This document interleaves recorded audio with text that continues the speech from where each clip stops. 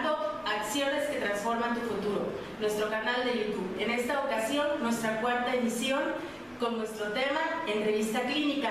Nos acompañan Víctor Romero y Evangelina. En esta ocasión estamos con Iván Hernández. Él es psicoanalista, licenciado en Psicología por la Universidad Veracruzana. Tiene maestría en Psicoanálisis por la Universidad de Buenos Aires, Argentina. Es miembro de Apertura, de la Sociedad Psicoanalítica de México y Argentina. Bienvenido, maestro. Gracias, Víctor. Gracias, Iván.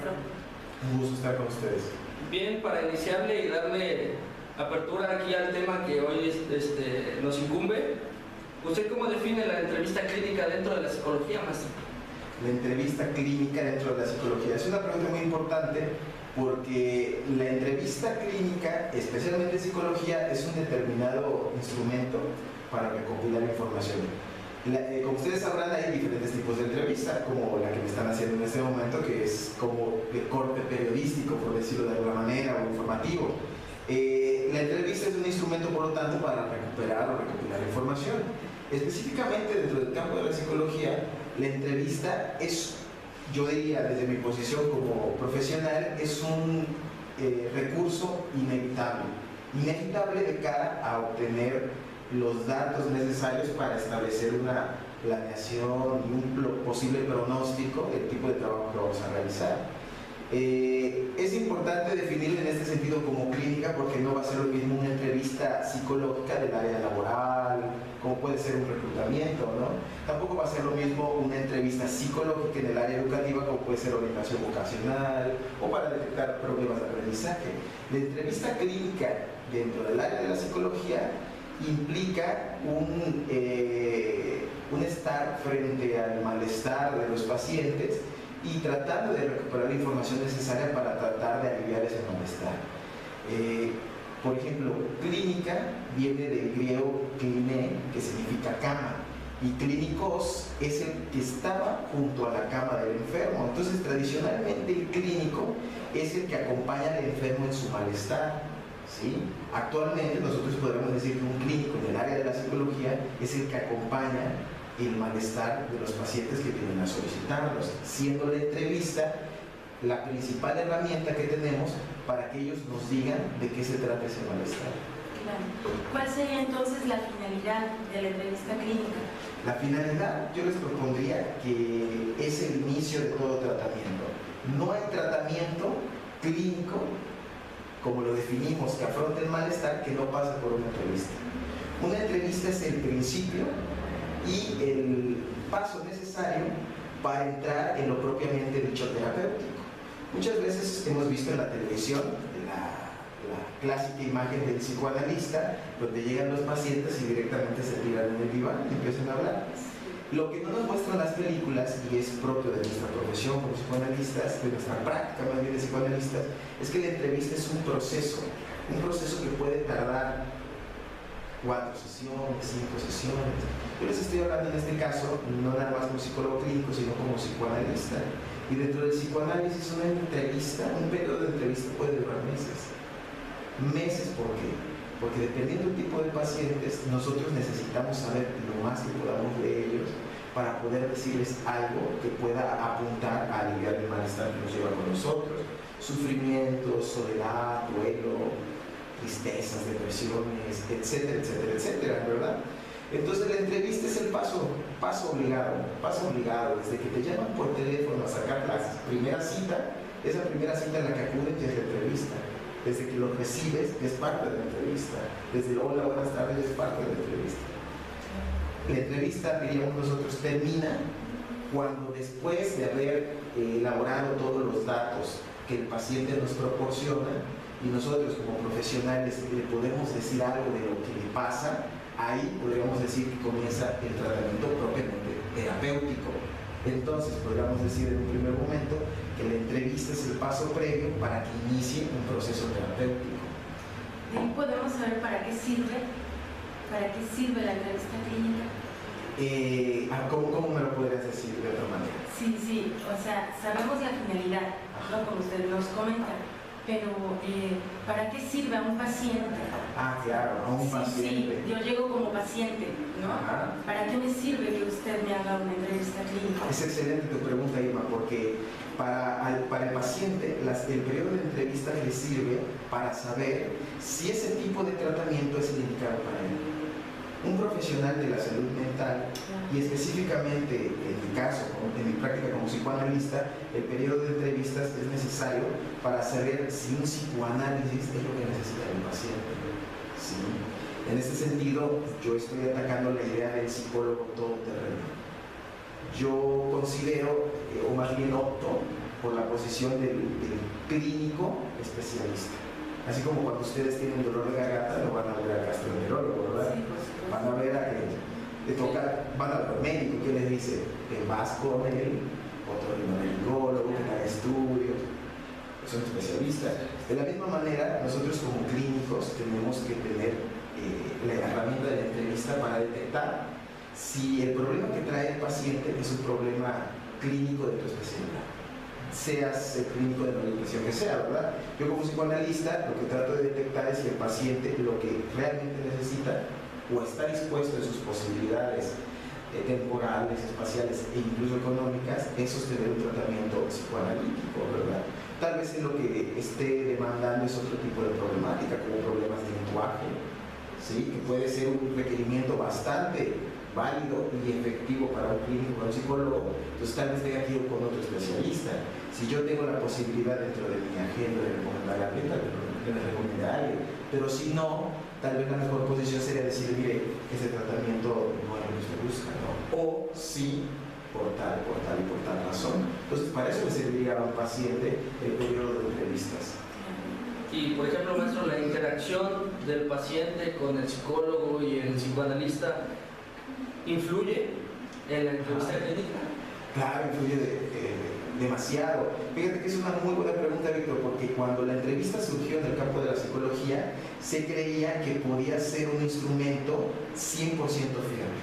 Es decir, durante muchos años nosotros, como portavoces del sentido común, hemos creído que la ciencia es una práctica que deja de lado los prejuicios del científico y simplemente observa las cosas como son.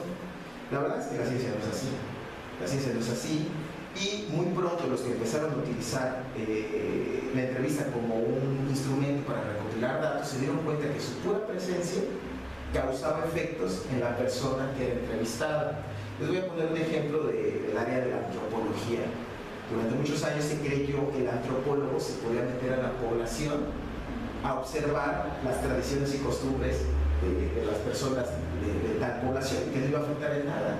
Con el tiempo se dieron cuenta que no, que la pura presencia del antropólogo o del etnólogo pues hacía que la señora de la cabañita de la esquina se le quedara viendo todo el día. Tenía un efecto. Tal vez ella ya no salía las mismas veces de su casa porque se sentía observada. Entonces lo mismo pasa en la psicología. Durante muchos años se creyó que el psicólogo podía ser neutral, podía ser libre de prejuicios. El mismo Freud creyó eso. Él le llamaba neutralidad analítica al no decir nada, al escuchar al paciente, lo que el paciente sacara. Y ese fue, me parece, que un grave error en la historia de la entrevista clínica, porque no tomó en cuenta los que se conoce como sesgo. ¿Sí? Sesgo. La posición del clínico afecta en lo que el paciente va a decir. Esto, posteriormente, lejos de ser un obstáculo, se volvió la mayor ventaja. ¿Por qué? Porque nos hace conscientes que como clínicos nosotros tenemos una posición teórica, pero también tenemos muchos prejuicios como personas. ¿Sí? Entonces, la capacidad que tengamos nosotros de escuchar a nuestros pacientes va a depender de nuestra posición teórica y de nuestros prejuicios personales. Es por eso que las entrevistas, regresando a la pregunta que me hizo Irma, es muy importante. ¿Por qué? Porque yo podría decir, bueno, lo que yo puedo trabajar con usted es esto y aquello. Usted está demandando otro tipo de intervención que no es la que yo puedo dar. Entonces lo repites como colega. Pero, regresando a tu pregunta, Víctor, es muy importante conocer eso, porque conoces cuáles son los alcances de tu teoría, cuáles son los alcances de tus tratamientos y no tienes al paciente de 6, 7 años en terapia sin saber hacia dónde va, ¿no? Obviamente, eso lo decidirá el paciente al final, hacia dónde va en la vida, pero tú como clínico sí tienes que tener presente cuál es tu teoría que va a producir un sesgo en la entrevista, porque ese sesgo también puede ser curativo, que tú escuches unas cosas o escuches otras, ¿no? Que lleves al paciente por este camino o lleves a preguntarse cosas de la vida por otro camino, ¿no? Definitivamente las entrevistas, por más no directivas que se planteen, porque hay una división entre entrevistas directivas y no directivas clásicamente, pero por más no directiva que se plantee como un clínico que se queda callado, respetuosamente, escucha a su paciente, ese callar es activo, porque al paciente le hace pensar, bueno, querrá que siga hablando, y ese pensar querrá que siga hablando ya es una dirección del clínico. Entonces sí, definitivamente el clínico, su pura presencia, dirige el tratamiento, aunque sea por el puro silencio. Bueno, con base a lo que nos comenta maestro, me hace pensar o me lleva a que, por ejemplo, hoy en día o en la actualidad, las personas prefieren tomar cursos de liderazgo o capacitaciones o llevar a cabo manuales de autoayuda. Ajá. ¿Qué cree usted? ¿Por qué la gente no va a terapia o prefiere tener ese tipo de capacitaciones? Claro, dijiste una palabra clave, capacitación. Actualmente estamos viviendo una época donde paulativamente estamos rechazando la ayuda del otro. Me parece que hay un ideal, y no es más que un ideal, hay muchos estudios dentro del campo de la filosofía, pero no nada más la filosofía, sino la sociología también, que nos muestran que el hombre contemporáneo se trata de reafirmar en su individualidad e independencia. Es decir, yo no necesito de nadie para ser feliz, ¿no? Entonces es algo bien interesante porque si nosotros empezamos a rechazar la ayuda del otro para obtener lo que sea, incluso un aprendizaje, nos estamos autoafirmando como un yo individual, como un yo que no necesita de nada ni de nadie, ¿no? Creo que, por ejemplo, estudiosas del fenómeno como Eva Lobo, la cual es una socióloga muy importante que trabaja esos temas de la terapia de autoayuda, lo que plantea es eso, que la narrativa contemporánea, es decir, el héroe en el cual creemos nosotros, es un héroe que soluciona todos sus problemas solo. Y es muy interesante, porque fíjese que obras literarias que fueron creadas a principios del siglo XX, como El Gran Gatsby, que hace no mucho una película con Leonardo DiCaprio, ¿no? Aquí en cartelera, es muy interesante porque el libro originalmente dice que el personaje se vuelve millonario porque conoce un marinero rico que le debe el dinero. En la película tienen que hacer que el personaje se gane el dinero por él mismo. ¿Por qué no lo pusieron como en el libro?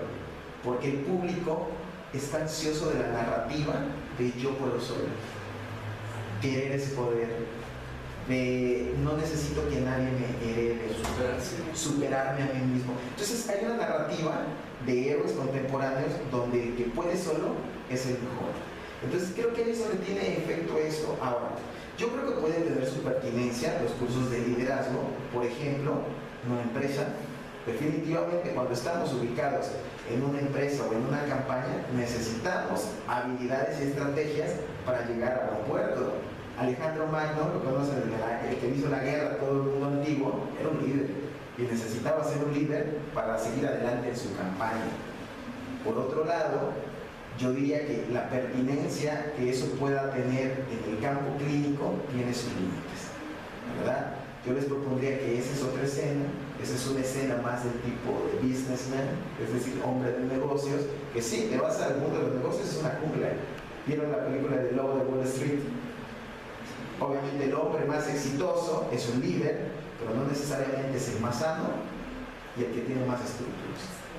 Yo les propongo que para replantear la necesidad de la clínica terapéutica, tenemos que replantear la necesidad, una vez más, de que el hombre por sí mismo no puede todo, ¿no? En este caso, la ayuda del clínico, que desde el mundo antiguo es el que estaba junto a la cama del enfermo, es muy importante, muy importante. porque lo que estamos tratando entonces de rebatir es la idea del héroe que llega a buen puerto por sí mismo, por sí solo. Entonces yo creo que el gran éxito que tienen estas maniobras contemporáneas es la narrativa del héroe, que hace todo por sí mismo, pero sobre todo la narrativa de la felicidad. ¿Sí? Actualmente todos queremos ser felices, incluso somos infelices y no somos felices, ¿me das cuenta? Y la felicidad se ha vuelto como un producto más. ¿Sí? En algunos otros momentos yo lo he comparado con la estrategia de Steve Jobs, el presidente de Apple que murió en el 2011. A Steve Jobs, Irving Isaac, me parece que fue su último biógrafo, le hizo una pregunta y le dijo: ¿cómo le hace usted para saber lo que desean las personas?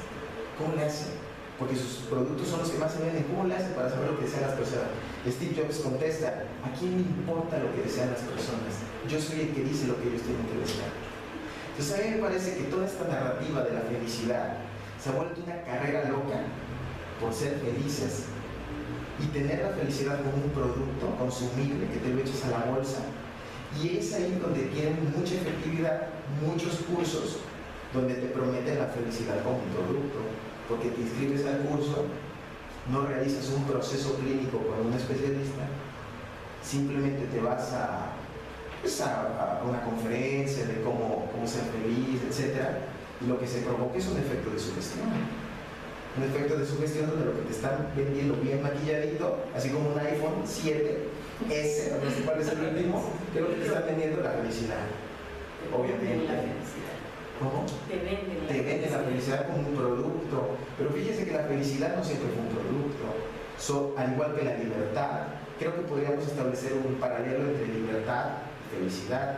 Hoy toda la gente cree que la felicidad y la libertad es un derecho. Pero estamos confundiendo el sujeto jurídico con el sujeto de la psicología. Jurídicamente sí, tienes derechos, pero también tienes obligaciones. Psicológicamente podríamos decir que no es tan fácil plantear el camino hacia la felicidad o hacia la libertad.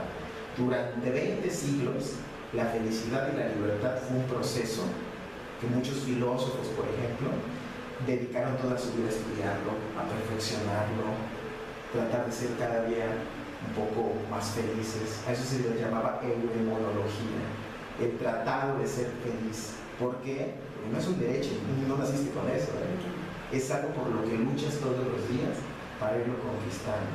Y me parece que una clínica bien llevada te podría llevar a esa conquista día por día, y no como un producto. Un fin de semana, 20 horas, 5,000 pesos. Completo, ¿no? Maestro, como siempre, le agradecemos su excelente información. Muchísimas gracias por participar con nosotros. Gracias, maestro. Gracias. Recuerden visitarnos a través de nuestras redes sociales y esperen el siguiente tema, por favor. Gracias. Gracias.